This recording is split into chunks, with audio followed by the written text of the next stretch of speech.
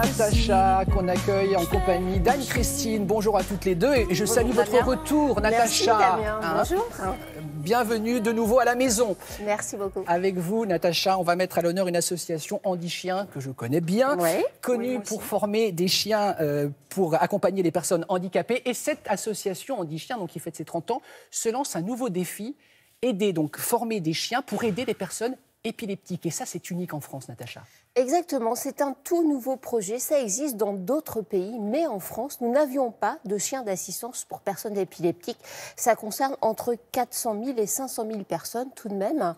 Donc c'est colossal. Et cette association dont vous êtes le parrain, mais c'est le hasard ce matin. Vous n'osez pas le dire, mais c'est le hasard ce matin. C'est une association formidable. C'est une association formidable, effectivement. Ils forment beaucoup de chiens d'assistance pour les personnes qui sont en fauteuil. Et donc là, nouvelle opération, les chiens d'assistance pour personnes épileptiques. L'objectif de ces chiens est double, être capable de détecter la crise avant qu'elle ne survienne, donc c'est quand même remarquable. Fou, hein. Et puis si jamais ils n'ont pas pu intervenir en amont, eh bien au moment de la crise, être capable de mettre leur maître en sécurité. Nous nous sommes rendus dans le centre de formation pour découvrir tout le travail qui est fait sur ces chiens. La formation dure 2 ans, donc c'est vraiment un travail colossal. Vous allez les voir depuis tout petit, depuis la sélection jusqu'au moment où ils sont remis à leurs bénéficiaires.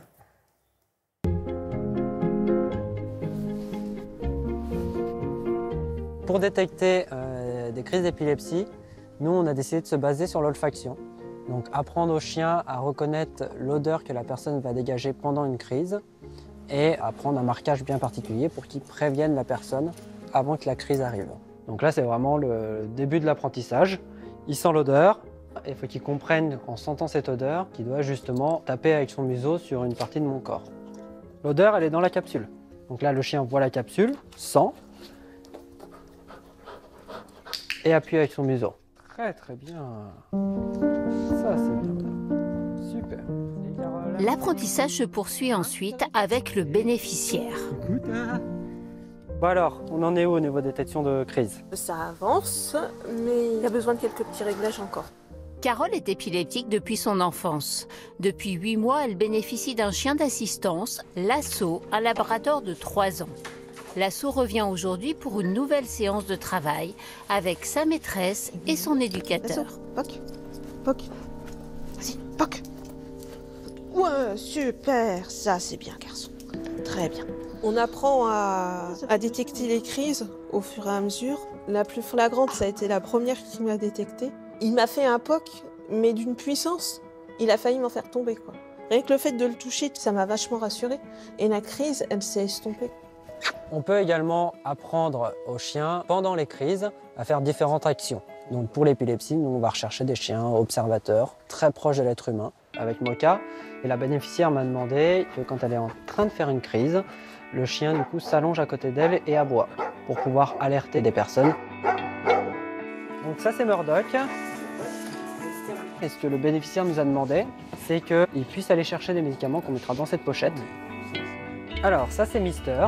Et donc là ce que la personne nous a demandé, c'est que quand elle est en train de faire une crise, le chien s'allonge et mette sa tête sur elle pour que du coup elle s'apaise plus rapidement et peut-être qu'elle récupère aussi plus rapidement de sa crise en ayant un contact avec le chien.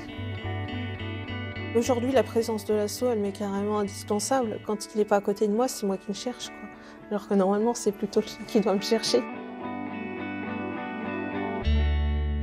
Absolument formidable, Natacha. Et dans ce processus de formation, il y a évidemment les familles d'accueil. Oui, elles jouent un rôle absolument essentiel. Ce sont des familles de personnes bénévoles qui acceptent de prendre un chiot alors qu'il est tout petit. Elles vont le garder pendant plusieurs mois. Pendant ce temps-là, le chien continue à être formé au centre. Il doit aller régulièrement au centre.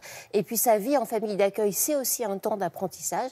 Et après, la famille d'accueil va rendre le chien au centre de formation pour la fin de sa formation.